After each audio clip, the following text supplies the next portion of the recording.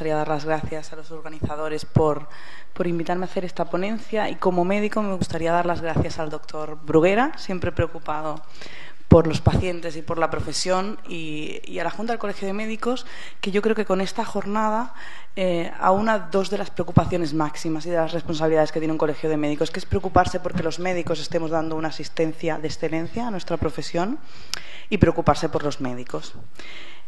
Esta segunda parte no es baladí, es decir, preocuparse por los médicos es preocuparse por la asistencia que damos. Al respecto, luego comentaré los resultados que tenemos de uno de los estudios que se han realizado aquí en el Colegio de Médicos y que termina de cerrar el círculo. Un evento adverso, en realidad, es un daño no intencionado e inesperado durante la asistencia sanitaria y que puede tener o no que ver con un error médico. Yo creo que aquí han comenzado haciendo revelaciones. Bueno, yo también, los psiquiatras decimos, hacemos autorrevelaciones, ¿no? Una autorrevelación sería decir que me he equivocado muchas veces, no tengo la experiencia que los compañeros que han hablado antes, y ya me he equivocado muchas veces. He tenido suerte hasta ahora, el daño ha sido mínimo, afortunadamente, pero también, a veces durante la asistencia que yo he prestado, se ha producido un daño máximo, gravísimo, que lo he revisado y ya sea por una autodefensa o porque ha sido verdaderamente así, parecía que no había habido un error. Aún así, el daño me ha marcado para siempre. Esos casos no los olvidaré nunca. Y yo creo que a todos nos ha pasado alguna vez esto.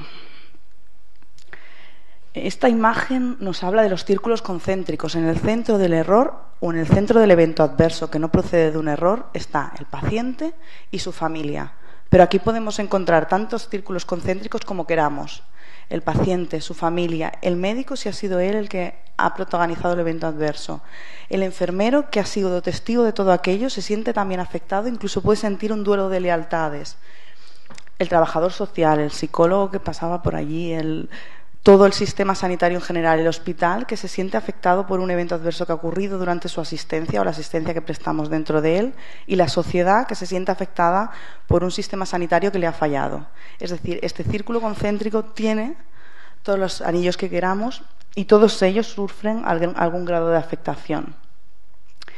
Esto de la segunda víctima comenzó por la propia inquietud de la sociedad médica, de los profesionales médicos, que comenzaron a narrar sus experiencias de daño personal, proveniente o que nacía y se originaba en el daño que habían producido a otros seres humanos, a pacientes, a sus pacientes. Una experiencia de este tipo te traumatiza para siempre, te marca para siempre. A unos menos, a otros más, pero en general marca para siempre. Yo creo que cuesta enfrentarse a estas situaciones, pero cuesta también procesarlas.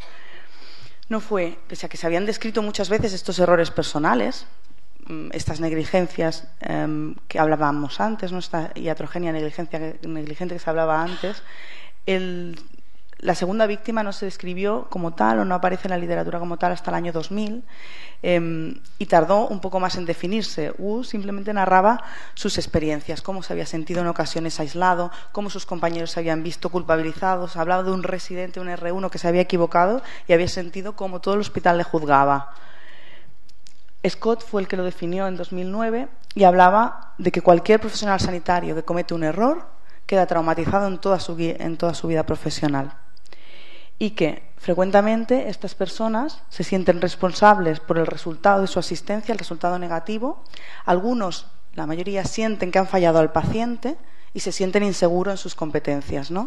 Y han de seguir adelante con una vida profesional o no, porque las opciones son varias. ¿Qué ocurre en esto? Cuando uno se enfrenta a un evento adverso en la asistencia, más aún por la implicación que conlleva si ha habido un error médico de por medio,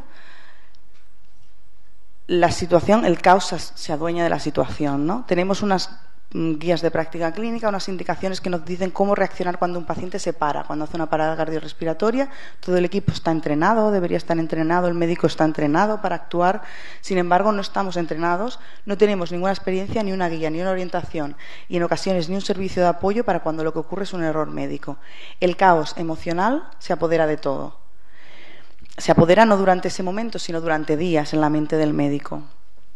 Después de este primer momento de caos, llega la reflexión intrusiva, que es un momento aún más duro. El primero es pura emoción, pura pasión. El segundo es qué es lo que ha ocurrido, por qué ha ocurrido, qué podría haber hecho yo para evitarlo. Aquí aparece la culpa, aparecen todos los sentimientos que cada uno con su estructura de personalidad lidia como puede. El tercer paso sería la restauración de la integridad personal. Lograr encontrar una explicación, una justificación, incluso un autorreconocimiento del error y una aceptación del mismo. El problema es que en ocasiones esto se produce de forma solapada con la siguiente fase, que es la de inquisición. Con el sistema de seguridad clínica que existe y que debe existir, estas fases se superponen. No son paralelas, no son independientes y, por lo tanto, mientras el médico o el profesional sanitario de cualquier tipo está reflexionando, intentando aceptar lo que ha ocurrido y adaptarse a esto, se ve, digamos, entorpecido en esta labor por una labor inquisitiva que es necesaria, ¿no? Que es averiguar qué es lo que ha ocurrido desde un punto de vista técnico para poder solventarlo. Es un objetivo totalmente loable, simplemente interfiere con nuestro proceso psíquico de recuperación después de este acontecimiento. La quinta fase es más extraña aún, y es la de soporte emocional. Este soporte emocional, en el mejor de los casos, va a ser informal. Digo en el mejor de los casos porque si no pedimos ayuda o no decimos que no sucede nada, somos aquellos que podemos con todo, el soporte emocional quizá nunca llegue, porque si no hay una revelación de lo que ha ocurrido, ese soporte emocional no nos vendrá dado. Si buscamos, además de un soporte emocional informal, algo formal, requerimos que esto esté establecido, que haya un sistema de atención a los médicos cuando esto ocurre. Y esto no siempre está preestablecido. Decía antes, había guías para actuar ante un paro, hay guías para actuar ante las consecuencias de un paro, pero no hay guías para actuar ante las consecuencias del caos cognitivo y emocional que sufre un médico cuando esto ha sucedido. Y la última fase sería óptimamente la de avanzar. El problema es que aquí hay tres opciones en el avanzar. El avanzar puede ser no avanzar, desertar. No será la primera vez que ante un error médico lo que hace un profesional es renunciar a su profesión. Yo conozco alguno. Si miramos en otros entornos o en otros escenarios internacionales, quizá hay muchos más porque otros condicionantes afectan también. Pero desertar es una opción si uno no puede superar esta situación. Las otras dos son avanzar o sobrevivir. Sobrevivir no es avanzar habiéndote reestructurado y habiendo sacado una experiencia positiva, si esto puede ser un aprendizaje de lo que ha ocurrido. Mejorar como profesional, mejorar como persona, sino que sobrevivir es seguir adelante con ese lastre. Probablemente es la más frecuente de las situaciones. Y este lastre te condiciona a ti, condiciona a tu familia y condiciona a tus futuros pacientes. Avanzar sería lo ideal. Avanzar no es posible si no tenemos el sistema previo que decíamos de cuidado hacia el médico. O por lo menos no es posible en todos los casos. Hay personas que tienen los recursos suficientes para hacerlo de forma autónoma o con su estructura familiar y de compañeros, pero habrá otras personas que no lo logren. Por lo tanto, avanzar para un porcentaje de facultativos no será posible si esto no está previsto, si la profesión no reconoce que existen errores médicos o que existen eventos adversos que duelen igualmente al médico porque generan un daño y que necesitan atención. Si antes hablábamos de sobretratar, los médicos estamos claramente infratratados. Este colegio tiene una experiencia probablemente la más grande, la más larga, la más importante que hay en España. Tenemos un programa específico para tratar al metge malalt. Bueno, pues también tenemos un programa específico para tratar a algunos médicos que vienen especialmente afectados por estos errores o eventos adversos o daños que nos producen como segundas víctimas.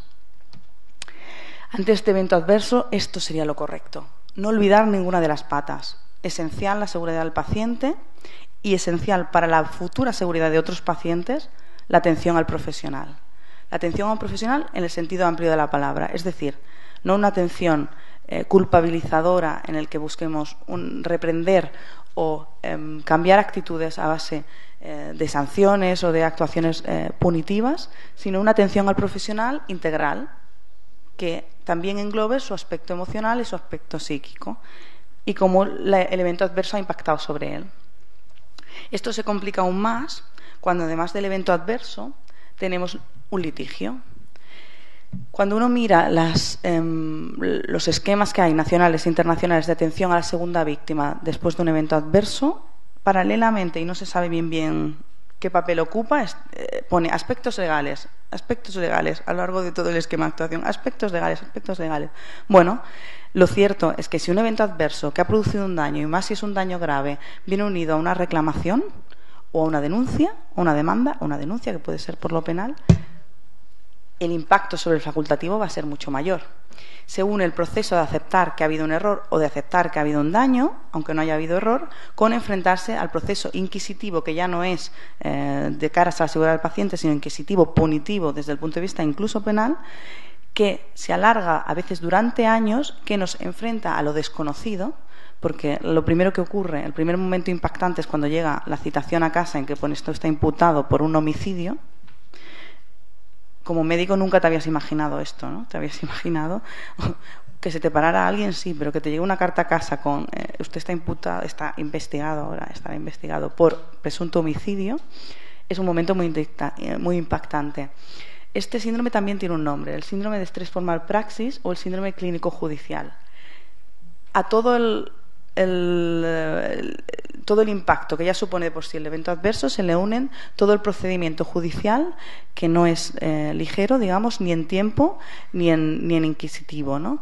Nos vamos a enfrentar a ese primer momento de sorpresa y de impacto inicial en el que encontramos la citación, a volver a relatar una y otra vez qué es lo que ha acontecido, a verte interrogado desde la perspectiva de que ha habido un error por varias partes, ¿no?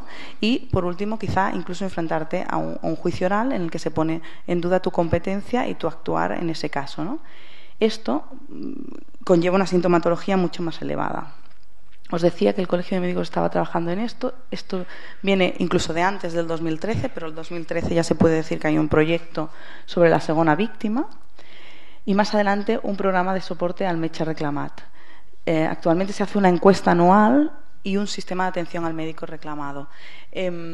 Este sistema de atención es para aquellos médicos en los que detectamos que sus recursos personales o informales que decíamos antes no van a ser suficientes para enfrentarse a esta situación sin que peligre su salud mental de alguna forma, ¿no?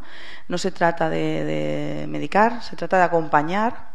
Y para ello hay un servicio que se ofrece a los facultativos en los que se detecta una mayor afectación.